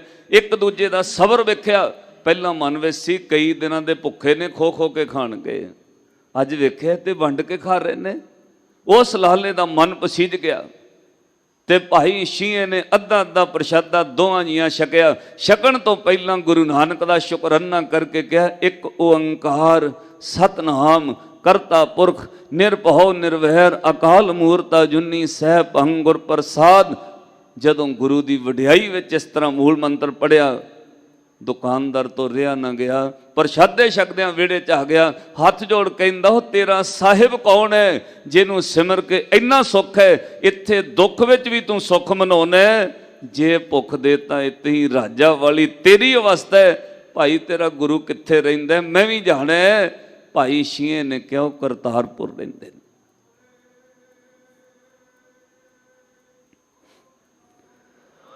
ਆ ਬੇਨਤੀ ਸਮਝਿਓ, ਵਿਚਾਰ ਤੋਂ ਬਾਅਦ ਆਚਾਰ ਸਾਹਮਣੇ ਦਿਸ ਜਾਏ। ਕਿਸੇ ਦੀ ਵਿਚਾਰ ਤੁਹਾਡੇ ਮਨ ਨੂੰ ਬੁਰੇ ਪਾਸਿਓਂ ਰੋਕਦੀ ਹੈ, ਆਚਾਰ ਉਹਨੂੰ ਖਿੱਚ ਕੇ ਗੁਰੂ ਤੱਕ ਲੈ ਜਾਂਦਾ ਹੈ। ਅੱਜ ਭਾਈ ਸ਼ੀਏ ਉੱਪਲ ਦਾ ਆਚਾਰ ਖਿੱਚ ਕੇ ਲੈ ਗਿਆ ਆਚਰਨ ਗੁਰੂ ਤੱਕ। ਚੱਲ ਪਏ ਗੁਰੂ ਦੀ ਨਗਰੀ, ਸਭ ਕੁਝ ਘਰ ਦਾ ਪਰਿਵਾਰ ਨੂੰ ਸੌਂਪ ਕੇ ਸ਼੍ਰੀ ਕਰਤਾਰਪੁਰ ਸਾਹਿਬ ਵੱਲ। ਤੇ ਜਦੋਂ ਕਡੂਰਿਓਂ ਕਰਤਾਰਪੁਰ ਪਹੁੰਚੇ ਨਾ, ਅਜੇ ਕਰਤਾਰਪੁਰ ਦਾ ਮੋੜ ਹੀ ਮੁੜੇ ਨੇ। ਸਾਹਮਣੇ ਇੱਕ 63 ਸਾਲ ਦਾ ਬਜ਼ੁਰਗ, ਚਿੱਟਾ ਦਾੜ ਹੈ, ਘਾਹ ਖੋਤ ਰਿਹਾ। ਉਹਨੂੰ ਜਾ ਕੇ ਹੁਣ ਹੱਥ ਜੋੜ ਇਹ ਦੁਕਾਨਦਾਰ ਭਾਈ ਲੈਣਾ ਕਹਿੰਦਾ, ਬਾਬਾ ਤੂੰ ਗੁਰੂ ਨਾਨਕ ਦਾ ਘਰ ਜਾਣਦਾ? ਉਹ 63 ਸਾਲ ਦਾ ਬਜ਼ੁਰਗ, ਇੱਧਰ 28 ਸਾਲ ਦੇ ਭਾਈ ਲੈਣਾ ਜੀ, ਤੂੰ ਗੁਰੂ ਨਾਨਕ ਦਾ ਘਰ ਜਾਣਦਾ? ਉਹਨੇ ਕਿਹਾ ਜਾਣਦਾ। ਰੰਬਾ ਛੱਡ ਕੇ ਉਹ ਘੋੜੀ ਤੇ ਬੈਠੇ ਭਾਈ ਲੈਣੇ ਵੱਲ ਵੇਖ ਕੇ ਕਿਹਾ, ਜਾਣਦਾ ਮੈਂ ਗੁਰੂ ਨਾਨਕ ਦਾ ਘਰ। ਬਾਬਾ ਫਿਰ ਮੈਨੂੰ ਲਿਜਾ ਦੱਸ ਸਕਨੇ ਗੁਰੂ ਨਾਨਕ ਦਾ ਘਰ ਕਿੱਥੇ? ਕਰਤਾਰਪੁਰ ਵਿੱਚ ਗੁਰੂ ਨਾਨਕ ਕਿੱਥੇ ਰਹਿੰਦੇ ਨੇ? ਮੈਨੂੰ ਦੱਸ ਸਕਨੇ? ਉਹ ਬਜ਼ੁਰਗ 63 ਸਾਲ ਦੀ ਉਮਰ ਹੈ। ਉਹਨੇ ਕਿਹਾ, ਨਹੀਂ ਦੱਸ ਨਹੀਂ ਸਕਦਾ। ਬੜਾ ਹੈਰਾਨ ਹੋ ਕੇ ਕਹਿੰਦੇ, ਨਾਲੇ ਬਾਬਾ ਕਹਿੰਦਾ ਮੈਂ ਜਾਣਦਾ ਤੇ ਨਾਲੇ ਕਹਿੰਦਾ ਗੁਰੂ ਨਾਨਕ ਦਾ ਘਰ ਦੱਸ ਨਹੀਂ ਸਕਦਾ। ਜੇ ਜਾਣਦਾ ਫਿਰ ਦੱਸਦਾ ਕਿਉਂ ਨਹੀਂ? ਉਹ 63 ਵਰਿਆਂ ਦੀ ਉਮਰ, ਬੜੇ ਪਿਆਰ ਵਿੱਚ, ਚਿੱਟਾ ਸ਼ਮਸ਼ ਦਾੜ ਹੈ। ਇੱਕੋ ਗੱਲ ਕਹੀ, ਜੇ ਮੈਂ ਤੈਨੂੰ ਦੱਸਿਆ ਹੋ ਸਕਦਾ ਤੂੰ ਰਸਤੇ ਵਿੱਚ ਫਿਰ ਭਟਕ ਜਾਏ, ਅਜੇ ਤੇਰੇ ਅੰਦਰ ਦੁਬਦਾ ਹੈ, ਤੈਨੂੰ ਮੈਂ ਦੱਸਾਂਗਾ ਨਹੀਂ। ਆਹ ਘੋੜੇ ਦੀ ਬਾਂਗ ਪਕੜਾ, ਮੈਂ ਤੈਨੂੰ ਗੁਰੂ ਨਾਨਕ ਦੇ ਘਰ ਤੱਕ ਲੈ ਜਾ। ਦੱਸਿਆ ਭਟਕ ਸਕਦਾ। ਘੋੜੇ ਦੀ ਬਾਂਗ ਪਕੜੀ ਲੈ ਗਏ। ਪਹੁੰਚ ਕੇ ਧਰਮਸ਼ਾਲ ਆਖਿਆ, ਜੀ ਤੁਸੀਂ ਅੰਦਰ ਦਰਸ਼ਨ ਕਰੋ, ਹੱਥ ਪੈਰ ਧੋਵੋ, ਮੈਂ ਤੁਹਾਡਾ ਘੋੜਾ ਬੰਨ੍ਹ ਦਿੰਦਾ। ਘੋੜਾ ਉਸ ਪੇੜ ਨਾਲ ਬੰਨ੍ਹ ਦਿੱਤਾ। ਹੁਣ ਉਹ ਹੱਥ ਪੈਰ ਧੋ ਕੇ ਸਿੱਖਾਂ ਦੀ ਸੰਗਤ ਵਿੱਚ ਕੁਝ ਜਲ ਪਾਣੀ ਛਕੇ ਅੰਦਰ ਪਹੁੰਚ। ਜਦੋਂ ਅੰਦਰ ਗਏ, ਇਤਿਹਾਸ ਕਹਿੰਦਾ ਉਹੀਓ 63 ਵਰਿਆਂ ਦਾ ਬਜ਼ੁਰਗ ਪਤਾ ਕੌਣ ਹੈ? ਧੰਨ ਜਗਤ ਗੁਰੂ ਸ਼੍ਰੀ ਗੁਰੂ ਨਾਨਕ ਦੇਵ ਸਾਹਿਬ ਮਹਾਰਾਜ ਤਖਤ ਸਿੰਘਾਸਣ ਤੇ ਬੈਠੇ। ਵੜਦਿਆਂ ਸਾਰ ਧਾਰ ਨਿਕਲ ਗਈ, ਅੱਖਾਂ ਖੁੱਲੀਆਂ ਰਹਿ ਗਈਆਂ। ਇੱਥੇ ਉਹੀਓ ਬਾਬਾ, ਮੈਂ ਕੀ ਪਾਪ ਕਮਾ ਬੈਠਾ? ਉਹ ਜਿਸ ਗੁਰੂ ਦੇ ਕੋਲੋਂ ਸੁੱਖ ਲੈਣਾ ਸੀ, ਉਸੇ ਗੁਰੂ ਨੂੰ ਤੋੜ ਕੇ ਲਿਆਇਆ। ਆਪ ਘੋੜੀ ਤੇ ਬੈਠਾ ਰਿਹਾ। ਆ ਕੇ ਧੰਨ ਗੁਰੂ ਅੰਗਦ ਦੇ ਮਹਾਰਾਜ ਭਾਈ ਲੈਣਾ ਹੱਥ ਜੋੜ ਖਲੋ ਕੇ ਰੋ ਪਏ। ਸਿੱਖ ਤੋਂ ਪੁੱਛਦੇ, ਗੁਰੂ ਨਾਨਕ ਕੌਣ ਨੇ? ਕਹਿਣਗੇ ਸਾਹਮਣੇ ਬੈਠੇ ਨੇ ਸ਼੍ਰੀ ਗੁਰੂ ਨਾਨਕ ਸਾਹਿਬ ਮਹਾਰਾਜ ਨੇ। ਸਭ ਕੁਝ ਵੇਖ ਕੇ ਕਿਹਾ, ਭਾਈ ਆ ਜਾ, ਉਦਾਸ ਨਾ ਹੋ, ਪਛਤਾਵਾ ਨਾ ਕਰ, ਪਹਿਲਾਂ ਦੱਸ ਤੇਰਾ ਨਾਮ ਕੀ ਹੈ? ਜੀ ਮੇਰਾ ਨਾਮ ਲੈਣਾ। ਕਹਿਣਗੇ ਫਿਰ ਤੇ ਰੋਸ ਕਰਨ ਦੀ, ਪਛਤਾਵਾ ਕਰਨ ਦੀ ਲੋੜ ਹੀ ਕੋਈ ਨਹੀਂ, ਤੂੰ ਲੈਣਾ, ਅਸੀਂ ਤੇਰਾ ਦੇਣਾ, ਪਰ ਲੈਣ ਦੇ ਯੋਗ ਬਣਨਾ ਪੈਣਾ। ਧੰਨ ਗੁਰੂ ਨਾਨਕ ਸਾਹਿਬ ਮਹਾਰਾਜ ਦੇ ਚਰਨਾਂ 'ਚ ਐਸਾ ਸਿਰ ਰੱਖਿਆ, 7 ਸਾਲ ਭਾਈ ਲੈਣੇ ਨੇ ਉਹ ਸੀਸ ਨਹੀਂ ਚੁੱਕਿਆ। ਸਾਧ ਸੰਗਤ, ਇੱਥੇ ਅੱਜ ਵੀ ਮੱਥਾ ਟੇਕੀ ਦਾ, ਕੱਲ ਨੂੰ ਕਿਤੇ ਹੋਰ ਪਾਸੇ ਤੁਰ ਪੈਂਦੇ ਨੇ ਲੋਕ। ਘੋੜੇ ਦੀ ਬਾਂਗ, ਸ਼੍ਰੀ ਗੁਰੂ ਗ੍ਰੰਥ ਸਾਹਿਬ ਮਹਾਰਾਜ ਦੀ ਬਾਣੀ ਪੜ੍ਹਿਓ, ਸਮਾਂ ਘੱਟ ਮੈਂ ਵਿੱਚੋਂ ਬੇਨਤੀ ਕਰਾਂ। ਸਰੀਰ ਨੂੰ ਵੀ ਘੋੜੀ ਕਿਹਾ, ਦੇ ਤੇਜਣ ਜੀ ਰਾਮੋ ਪਾਈਆਂ, ਰਾਮ ਜਿੱਦਣ ਸਿੱਖਾ, ਸਰੀਰ ਦੀ ਘੋੜੇ ਦੀ ਬਾਂਗ ਗੁਰੂ ਨੂੰ ਪਕੜਾ ਦੇਗਾ। ਇਹ ਯਾਦ ਰੱਖੀ, ਜਿਨ੍ਹਾਂ ਨੇ ਬਾਂਗ ਨਹੀਂ ਪਕੜਾਈ ਉਹ ਪਤਤ ਪੁੜੇ ਵਿੱਚ ਗਰਕ ਹੋ ਗਏ, ਜਿਨ੍ਹਾਂ ਬਾਂਗ ਨਹੀਂ ਪਕੜਾਈ ਉਹ ਨਸ਼ਿਆਂ ਵਿੱਚ ਗਰਕ ਹੋ ਗਏ। ਜਿਹਨੇ ਆਪਣੀ ਬਾਂਗ ਗੁਰੂ ਨੂੰ ਪਕੜਾ ਦਿੱਤੀ, ਉਹਦਾ ਸਾਧ ਸੰਗਤ ਤੇ ਸਰੀਰ ਬੁਰੇ ਪਾਸੇ ਘੋੜੀ ਨਹੀਂ ਗਈ। ਦੇ ਤੇਜਣ ਜੀ ਰਾਮੋ ਪਾਈਆਂ, ਰਾਮ 7 ਸਾਲ ਸੇਵਾ ਕੀਤੀ। ਇੱਕੋ ਗੱਲ, ਜਿਹੜੇ ਸਵਾਲ ਜਪਜੀ ਸਾਹਿਬ ਵਿੱਚ ਕਿਹਾ ਸੀ, ਕਿਵ ਸਚਿਆਰਾ ਹੋਈ ਹੈ, ਕਿਵ ਕੂੜੈ ਟੁੱਟੈ ਪਾਲ, ਉਹਨੂੰ ਅੱਗੇ ਕਈ ਪੌੜੀਆਂ ਤੋਂ ਬਾਅਦ ਜਾ ਕੇ ਜਵਾਬ ਦਿੱਤਾ ਸਾਹਿਬ ਨੇ, ਜੇ ਕੋ ਬੁੱਝੈ ਹੋਵੇ ਸਚਿਆਰ। ਅੱਜ ਬੁੱਝਣ ਦੀ ਗੱਲ ਸੀ। ਸਭ ਤੋਂ ਘੱਟ ਸਮਾਂ ਭਾਈ ਲੈਣਾ ਗੁਰੂ ਅੰਗਦ ਦੇਵ ਮਹਾਰਾਜ ਰਹੇ ਨੇ ਗੁਰੂ ਨਾਨਕ ਸਾਹਿਬ ਕੋਲ, ਸਿਰਫ 7 ਸਾਲ, 1532 ਤੋਂ 1539। और 7 ਸਾਲਾਂ ਵਿੱਚ ਬੁੱਝਿਆ ਗੁਰੂ ਨਾਨਕ ਨੂੰ, ਕੱਲਾ ਪੜਿਆ ਸੁਣਿਆ ਨਹੀਂ। ਜਿੱਦਣ ਬੁੱਝ ਗਏ ਬਿਲਕੁਲ ਖਾਕ ਹੋ ਗਏ। ਗੁਰ ਕੀ ਆਗਿਆ ਮਨ ਮੈਂ ਸਹਿ ਪਰਖ ਕਰਕੇ ਕਹਿੰਦੇ ਨੇ ਇਤਿਹਾਸ ਤਾਂ ਕਹਿੰਦੇ 21 ਵਾਰ ਪ੍ਰੀਖਿਆ ਹੋਈ, ਪਰ ਸਾਧ ਸੰਗਤ ਇੱਥੇ ਬੁੱਝਣ ਵਾਲਾ ਸਿੱਖ ਸਚਿਆਰ ਹੁੰਦਾ ਹੈ। ਹਜ਼ੂਰ ਨੇ ਕਿਹਾ ਲੈਣਿਆ ਚਾਦਰਾਂ ਧੋਣ ਵਾਲੀਆਂ ਸੀ, 7 ਸਾਲ ਸੇਵਾ ਕਰਦੇ ਰਹੇ। ਧੰਨ ਮਾਤਾ ਖੀਵੀ ਉਹ ਧੰਨ ਨੇ ਜਿਨ੍ਹਾਂ ਨੇ 28 ਸਾਲ ਦੀ ਉਮਰ ਵਿੱਚ ਆਪਣੇ ਪਤੀ ਨੂੰ ਤੋਰ ਦਿੱਤਾ, ਜਾਓ ਸੇਵਾ ਕਰੋ। ਆਪ ਸਭ ਕੁਝ ਕਾਰੋਬਾਰ ਘਰ-ਵਾਰ ਸਭ ਕੁਝ ਬੱਚਿਆਂ ਦੀ ਜ਼ਿੰਮੇਵਾਰੀ ਸੰਭਾਲੀ। ਸਾਧ ਸੰਗਤ ਐਵੇਂ ਥੋੜੀ ਫਿਰ ਧੰਨ ਮਾਤਾ ਖੀਵੀ ਜੀ ਨੂੰ ਐਡਾ ਵੱਡਾ ਕਿਤਾਬ ਗੁਰੂ ਗ੍ਰੰਥ ਸਾਹਿਬ ਦੀ ਬਾਣੀ ਵਿੱਚ ਨਾਮ, ਲੰਗਰ ਦੀ ਸੇਵਾ ਐ ਨਹੀਂ ਦੇਤੀ ਵੀ ਗੁਰੂ ਅੰਗਦ ਦੇ ਮਹਾਰਾਜ ਨੇ ਕਿਹਾ ਮੇਰੀ ਧਰਮ ਪਤਨੀ ਤਾਂ ਸੇਵਾ ਦੇਤੀ, ਨਹੀਂ। ਮਾਤਾ ਖੀਵੀ ਜੀ ਦਾ ਜੀਵਨ ਵੇਖੋ। ਸ਼੍ਰੀ ਗੁਰੂ ਅੰਗਦ ਦੇ ਮਹਾਰਾਜ ਭਾਈ ਲਹਿਣਾ ਦੀ ਇੱਕ ਪਰਖ ਮੈਂ ਤੁਹਾਡੇ ਸਮਕਸ਼, ਚਾਦਰਾਂ ਧੋਣ ਵਾਲੀਆਂ ਸਨ, ਧੋ ਲਿਆੜੀਆਂ ਸੀ। ਮਹਾਰਾਜ 7 ਵਜਨ ਘਾਟ ਤੇ ਚਲੇ ਗਏ, ਸਾਰਾ ਦਿਨ ਧੋਤੀਆਂ ਸੁਕਾ ਕੇ ਲਿਆਂਦੇ। ਬਾਬਾ ਬੁੱਢਾ ਸਾਹਿਬ ਮਿਲੇ, ਲਹਿਣਾ ਜੀ ਕਿੱਧਰ ਗਏ ਸੀ? ਚਾਦਰਾਂ ਧੋਣ ਗਏ ਸੀ। ਕਹਿਣਗੇ ਕੱਲ ਹੀ ਤੇ ਧੋਤੀਆਂ ਨੇ, ਇੱਕ ਦਿਨ ਵਿੱਚ ਕਿਤੇ ਮੈਲੀਆਂ ਹੋ ਗਈਆਂ ਸੀ, ਕਿਉਂ ਧੋਣ ਚਲੇ ਗਏ? ਕਹਿਣਗੇ ਗੁਰੂ ਦਾ ਹੁਕਮ ਸੀ। ਇੰਨੇ ਨੂੰ ਸ਼੍ਰੀ ਗੁਰੂ ਨਾਨਕ ਸਾਹਿਬ ਮਹਾਰਾਜ ਆ ਗਏ। ਕਹਿਣਗੇ ਬਾਬਾ ਬੁੱਢਾ ਜੀ ਕੀ ਹੋਇਆ? ਕਹਿੰਦੇ ਮਹਾਰਾਜ ਲੈਣੇ ਵਿਚਾਰੇ ਨੂੰ ਚੰਗੇ ਕੰਮ ਲਾਇਆ, ਕੱਲ ਦੀਆਂ ਚਾਦਰਾਂ ਧੋਤੀਆਂ ਅੱਜ ਫਿਰ ਧੋਣ ਤੋਰ ਦਿੱਤਾ, ਇਹ ਸਵੇਰ ਤੋਂ ਧੋ ਕੇ ਹੁਣ ਸੁਕਾ ਕੇ ਮੁੜਿਆ। ਮਹਾਰਾਜ ਕੱਲ ਹੀ ਤਾਂ ਧੋਤੀਆਂ ਸੀ। ਸ਼੍ਰੀ ਗੁਰੂ ਨਾਨਕ ਸਾਹਿਬ ਮਹਾਰਾਜ ਬੋਲੇ, ਕਹਿੰਦੇ ਲੈਣਿਆ ਜੇ ਕੱਲ ਧੋਤੀਆਂ ਸੀ ਚਾਦਰਾਂ ਤੂੰ ਦੱਸ ਦੇਣਾ ਸੀ ਧੋਤੀਆਂ ਹੋਈਆਂ ਨੇ। ਬੜਾ ਗਹਿਰਾ ਸਵਾਲ ਹੈ। ਹੁਣ ਇੱਥੇ ਕੋਈ ਵੀ ਭੁਲੇਖਾ ਖਾ ਸਕਦਾ ਹੈ।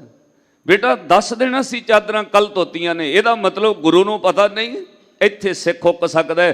ਪਰ ਭਾਈ ਲਹਿਣਾ ਧੰਨ ਗੁਰੂ ਅੰਗਦ ਸਾਹਿਬ ਮਹਾਰਾਜ ਹੱਥ ਜੋੜ ਕੇ ਅੱਖਾਂ ਭਰ ਲਈਆਂ। ਸਾਹਿਬ ਨੇ ਕਿਹਾ ਵਿਰਾਗ ਵਿੱਚ ਰੋ ਕਿਉਂ ਰਹੇ ਹੋ? ਇੰਨਾ ਹੀ ਪੁੱਛਿਆ ਨਾ, ਜੇ ਚਾਦਰਾਂ ਧੋਤੀਆਂ ਸੀ ਦੱਸ ਦੇਣੀਆਂ ਸੀ। ਤੇ ਹੱਥ ਜੋੜ ਕੇ ਮਹਾਰਾਜ ਜਿਹੜੀਆਂ ਚਾਦਰਾਂ ਗੁਰੂ ਨਾਨਕ ਦੀ ਨਜ਼ਰ ਵਿੱਚ ਮੈਲੀਆਂ ਹੋਣ, ਮੈਂ ਕਿਵੇਂ ਕਹਿਦਾ ਉਹ ਧੋਤੀਆਂ ਹੋਈਆਂ ਨੇ?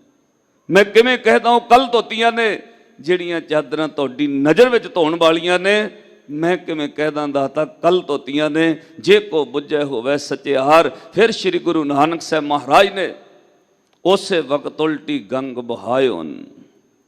ਧੰਨ ਗੁਰੂ ਨਾਨਕ ਸਾਹਿਬ ਮਹਾਰਾਜ ਨੇ ਤਖਤ ਸਿੰਘਾਸਣ ਤੇ ਬਿਠਾਇਆ, ਨਮਸਕਾਰ ਕੀਤੀ, ਅੱਜ ਦੇ ਦਿਨ ਉਹ ਬਖਸ਼ਿਸ਼ ਕੀਤੀ।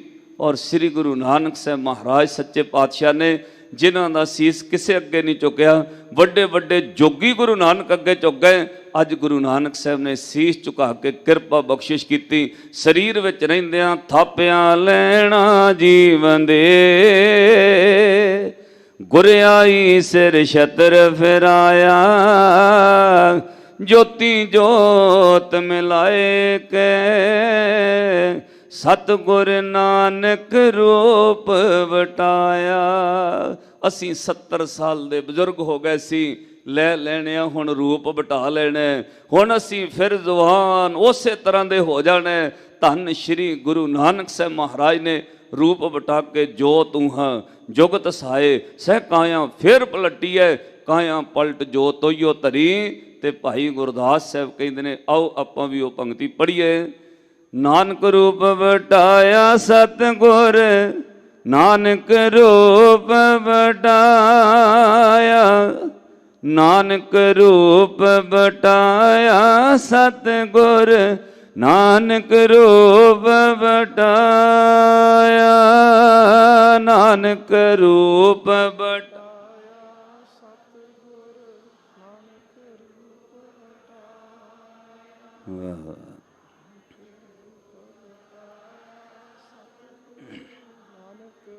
ਵਟਾਇਆ।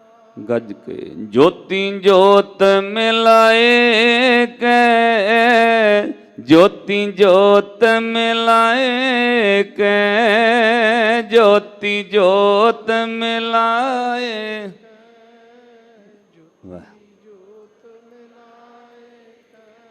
ਨਾਨਕ ਰੂਪ ਵਟਾਇਆ ਸਤਿਗੁਰ, ਨਾਨਕ ਰੂਪ ਵਟਾਇਆ, ਨਾਨਕ ਰੂਪ ਵਟਾਇਆ ਸਤਿਗੁਰ, ਨਾਨਕ ਰੂਪ ਵਟਾਇਆ, ਨਾਨਕ ਰੂਪ ਵਟਾਇਆ।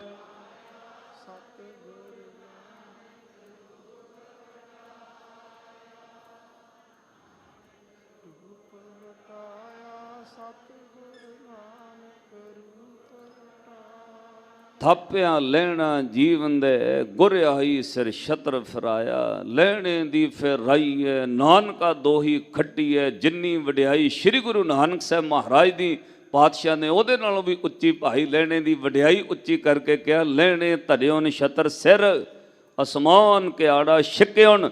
ਲੈਣਿਆ ਤੂੰ 7 ਸਾਲਾਂ ਵਿੱਚ ਖਾਕ ਹੋ ਗਿਆ, ਤੇਰੇ ਜਿੰਨਾ ਸਿਰ ਕਿਸੇ ਨਹੀਂ ਝੁਕਾਇਆ, ਅੱਜ ਤੇਰਾ ਸਿਰ ਅਸਮਾਨ ਜਿੰਨਾ ਉੱਚਾ ਕਰ ਦਿੱਤਾ। ਉਸ ਸਤਿਗੁਰੂ ਦਾ ਅੱਜ ਗੁਰਤਕ ਗੱਦੀ ਪੁਰਬ ਹੈ, ਤੁਹਾਨੂੰ ਲੱਖ ਲੱਖ ਵਧਾਈਆਂ। ਸਤਿਗੁਰੂ ਕਿਰਪਾ ਬਖਸ਼ਿਸ਼ ਕਰਨ। ਆਓ ਰਹਿੰਦੇ ਸ਼ਬਦ ਦੀ ਅੱਗੇ ਵਿਚਾਰ ਨਾਲ ਜੁੜੀਏ। ਸ੍ਰੀ ਗੁਰੂ ਅਮਰਦਾਸ ਮਹਾਰਾਜ ਕਹਿੰਦੇ ਨੇ, ਸਤਿਗੁਰ ਨੇ ਇਹ ਫਰਮਾਇਆ ਹੈ, ਭਾਈ ਆਕਾਰੀ ਕਰੋ। ਮਹੱਲਾ ਤੀਜਾ। ਸਤਿਗੁਰੂ ਫੁਰਮਾਇਆ, ਕਾਰੀ ਇਹ ਕਰੇ ਹੋ। ਤਾਮਸ ਵਿੱਚ ਜਲਦੇ ਹੋਏ ਸੰਸਾਰ ਨੂੰ ਸਤਿਗੁਰੂ ਉਪਦੇਸ਼ ਦਿੰਦੇ ਨੇ, ਭਾਈ ਸਿੱਖੋ, ਜੇ ਇਸ ਤ੍ਰਿਸ਼ਨਾ ਦੀ ਅੱਗ ਤੋਂ, ਸੰਸਾਰ ਦੇ ਦੁੱਖਾਂ ਤੋਂ ਬਚਣਾ, ਫਿਰ ਆਹ ਕੰਮ ਆਹ ਕਾਰੀ ਜ਼ਰੂਰ ਕਰੋ। ਗੁਰੂ ਦੁਆਰੇ ਹੋਏ ਕੈ, ਸਾਹਿਬ ਸੰਭਾਲੇ ਹੋ। ਕਹਿੰਦੇ ਭਾਈ ਸੁੱਖ ਲੈਣ ਲਈ ਪਹਿਲਾਂ ਗੁਰੂ ਦੁਆਰੇ ਆਓ, ਕਿਉਂਕਿ ਗੁਰੂ ਦੁਆਰੇ ਹੋਏ ਸੋਝੀ ਪਾਏ ਸੀ। ਇੱਥੇ ਸੋਝੀ ਮਿਲਣੀ ਹੈ। ਪਾਪ ਕੀ ਹੈ, ਪੁੰਨ ਕੀ ਹੈ, ਇਹ ਜਨਮ ਕਿਉਂ ਮਿਲਿਆ, ਇਹ ਗੁਰੂ ਕੋਲੋਂ ਸੋਝੀ। ਸਾਹਿਬ ਨੇ ਕਿਹਾ, ਇੱਥੇ ਆ ਕੇ ਸਾਹਿਬ ਸੰਭਾਲੇ ਹੋ। ਹੋਰ ਸੰਸਾਰ ਦੇ ਧੰਦੇ ਗੱਲਾਂ ਛੱਡ, ਇਹੜ ਤੇਹੜ ਛੱਡ, ਤੂੰ ਸਭ ਕੁਝ ਛੱਡ ਕੇ ਕੀ ਕਰ, ਆਪਣੇ ਸਾਹਿਬ ਮਾਲਕ ਨੂੰ ਚੇਤੇ ਕਰ। ਸਾਹਿਬ ਸਦਾ ਹਜੂਰ ਹੈ, ਭਰਮੈ ਕੇ ਛੌੜ ਕੱਟ ਕੈ, ਅੰਤਰ ਜੋਤ ਤਰੇ ਹੋ। ਆਖੋ ਸਤਨਾਮ ਸ੍ਰੀ ਵਾਹਿਗੁਰੂ। ਗੁਰੂ ਦੁਆਰੇ ਇੱਕ ਸੋਝੀ ਹੋਣੀ ਹੈ, ਉਹ ਕੀ ਕਿ ਸਾਹਿਬ ਸਦਾ ਹਜ਼ੂਰ ਹੈ, ਰੱਬ ਤੇਰੇ ਹਜ਼ੂਰ ਹੈ, ਤੈਨੂੰ ਵੇਖ ਰਿਹਾ, ਤੂੰ ਤੋਂ ਕੋਈ ਛੁਪਾ ਨਹੀਂ ਸਕਦਾ। ਜਿੱਦਣ ਆਹ ਚੀਜ਼ ਸਾਹਮਣੇ ਆ ਜਾਏ, ਉਦਣ ਭਰਮ ਦੇ ਛੋੜ ਜਾਲ ਕੱਟੇ ਜਾਂਦੇ ਨੇ, ਅੰਦਰ ਉਹਦੀ ਜੋਤ ਦਾ ਅਨੁਭਵ ਹੁੰਦਾ, ਬੰਦਾ ਫਿਰ ਨਿਰਮਲ ਕਰਮ ਕਰਨ ਲੱਗ ਪੈਂਦਾ। ਕਿਉਂ, ਮੈਨੂੰ ਕੋਈ ਵੇਖ ਰਿਹਾ। ਪਾਪ ਜਨਮ ਹੀ ਉਦੋਂ ਲੈਂਦਾ ਜਦੋਂ ਪੜਦਾ ਪੈ ਜਾਏ। ਗੁਰੂ ਪੜਦਾ ਚੁੱਕ ਦਿੰਦਾ। ਇੰਨੀ ਗੱਲ ਕਹਿ ਕੇ ਤੈਨੂੰ ਰੱਬ ਗੁਰੂ ਵੇਖ ਰਿਹਾ ਹੈ। ਹਰ ਕਾ ਨਾਮ ਅੰਮ੍ਰਿਤ ਹੈ, ਦਾਰੂ ਇਹੋ ਲਾਏ ਹੋ। ਭਾਈ ਰੱਬ ਦਾ ਨਾਮ ਅੰਮ੍ਰਿਤ ਹੈ, ਸਦਾ ਸੁੱਖ ਦੇਣ ਵਾਲਾ, ਅਮਰ ਰਹਿਣ ਵਾਲਾ ਹੈ। ਇਹੀ ਇੱਕ ਦਾਰੂ ਹੈ ਇਹਨਾਂ ਦੁੱਖਾਂ ਦਾ, ਇਹੀਓ ਔਖਦ ਦਵਾਈ ਹੈ ਰੱਬ ਦਾ ਨਾਮ। ਸਤਿਗੁਰ ਕਾ ਭਾਣਾ ਚਿਤ ਰਖੋ, ਸੰਜਮ ਸੱਚਾ ਨੇਹੋ। ਕਹਿੰਦੇ ਭਾਈ ਗੁਰੂ ਦਾ ਭਾਣਾ, ਗੁਰੂ ਦਾ ਹੁਕਮ ਆਪਣੇ ਮਨ ਦੇ ਅੰਦਰ ਚਿੱਤ ਵਿੱਚ ਸਾਂਭ ਕੇ ਰੱਖੋ। ਜੋ ਗੁਰ ਕਹੈ ਸੋਈ ਭਲ ਮੰਨੋ, ਜੋ ਗੁਰੂ ਕਹਿ ਰਿਹਾ, ਸਤਿਗੁਰ ਕੀ ਆਗਿਆ ਸਤ ਸਤ ਕਰ ਮੰਨੀ। ਇਹ ਗੁਰੂ ਦਾ ਭਾਣਾ ਮੰਨਣਾ ਹੈ, ਚਿੱਤ ਵਿੱਚ ਰੱਖਣਾ। ਸੰਜਮ ਸੱਚਾ ਨੇਹੋ, ਭਾਵ ਉਹ ਸੱਚੇ ਵਾਹਿਗੁਰੂ ਦੇ ਨਾਮ ਨਾਲ, ਗੁਰੂ ਦੇ ਦੱਸੇ ਮਾਰਗ ਸੰਜਮ ਨਾਲ ਨਿਹੋ ਪਿਆਰ ਕਰੋ। ਨਾਨਕ ਐਥੈ ਸੁਖੈ ਅੰਦਰ ਰਖਸੀ, ਅੱਗੇ ਹਰ ਸਿਉ ਕੇਲ ਕਰੇ ਹੋ। ਜਿਹੜਾ ਗੁਰੂ ਦਾ ਸਿੱਖ ਇਸ ਮਾਰਗ ਤੇ ਤੁਰਦਾ, ਗੁਰੂ ਦਾ ਉਪਦੇਸ਼ ਯਾਦ ਰੱਖਦਾ, ਸੰਜਮ ਨਿਉ ਵਾਹਿਗੁਰੂ ਦੇ ਨਾਮ ਨਾਲ ਜੁੜਦਾ, ਉਹਨੂੰ ਇੱਥੇ ਸੁੱਖ ਤੇ ਅੱਗੇ ਮਹਾਰਾਜ ਨੇ ਬਚਨ ਕਹੇ, ਭਾਈ ਉਹਨੂੰ ਅੱਗੇ ਵੀ ਦਰਗਾਹ ਦੇ ਅੰਦਰ ਕੇਲ ਭਾਵ ਖੁਸ਼ੀਆਂ ਮਿਲਦੀਆਂ ਹਨ। ਉਹ ਦੁੱਖਾਂ ਨਰਕਾਂ ਵਿੱਚ ਨਹੀਂ ਪੈਂਦੇ, ਉਹ ਜਨਮ ਮਰਨ ਦੇ ਜਾਲ ਤੋਂ ਸਦਾ ਲਈ ਛੁੱਟ ਜਾਂਦੇ ਹਨ। ਪੌੜੀ ਆਪੇ ਭਾਰ 18 ਬਨਸਪਤ, ਆਪੇ ਹੀ ਫਲ ਲਾਏ। ਸਤਿਗੁਰੂ ਅੱਗੇ ਪੌੜੀ ਵਿੱਚ ਬਖਸ਼ਿਸ਼ ਕਰਦੇ, ਭਾਈ ਫਿਰ ਉਹਦਾ ਹਿਰਦਾ ਸੋਚ ਵਿਚਾਰ ਵਿਸ਼ਾਲ ਹੋ ਜਾਂਦੀ। ਉਹਨੂੰ ਪਤਾ ਲੱਗਦਾ ਸਾਰੀ ਬਨਸਪਤੀ 18 ਪਹਾੜ ਸਭ ਫਲ ਜੋ ਕੁਝ ਵੀ ਨਜ਼ਰ ਆ ਰਿਹਾ ਹੈ, ਇਹ ਕੁਦਰਤ ਕਰਕੇ ਵਸਿਆ ਸੋਏ ਉਸੇ ਦਾ ਹੈ। ਆਪੇ ਮਾਲੀ ਆਪ ਸਭ ਸਿੰਚੈ, ਆਪੇ ਹੀ ਮੋਹਿ ਪਾਏ। ਸਾਰੀ ਸ੍ਰਿਸ਼ਟੀ ਨੂੰ ਉਹਨੇ ਆਪ ਸਿੰਜਿਆ ਹੈ, ਆਪ ਬਣਾਇਆ ਹੈ, ਆਪ ਹੀ ਸਭ ਕੁਝ ਬਖਸ਼ਿਸ਼ ਕਰ ਰਹੇ ਹਨ। ਆਪੇ ਕਰਤਾ ਆਪੇ ਭੁਗਤਾ, ਆਪੇ ਦੇ ਦਿਵਾਏ। ਫਿਰ ਸਮਝ ਆਉਂਦੀ ਉਹ ਕਰਤਾ ਪੁਰਖ ਆਪ ਹੀ ਦੇਣ ਵਾਲਾ ਹੈ, ਆਪ ਹੀ ਭੁਗਤਾ ਹੈ। ਫਿਰ ਕਿਸੇ ਉੱਤੇ ਨਿੰਦਿਆ ਚੁਗਲੀ ਈਰਖਾ ਸਭ ਜਾਲ ਚੋਂ ਬੰਦਾ ਨਿਕਲ ਜਾਂਦਾ ਹੈ। ਉਹਨੂੰ ਇੱਕੋ ਗੱਲ ਸਮਝ ਪੈਂਦੀ, ਹਮ ਨਹੀਂ ਚੰਗੇ, ਬੁਰਾ ਨਹੀਂ ਕੋਏ। ਉਹ ਦੂਜਿਆਂ ਦੀ ਨਿੰਦਿਆ ਵਿੱਚ ਵਕਤ ਜਾਇਆ ਨਹੀਂ ਕਰਦਾ।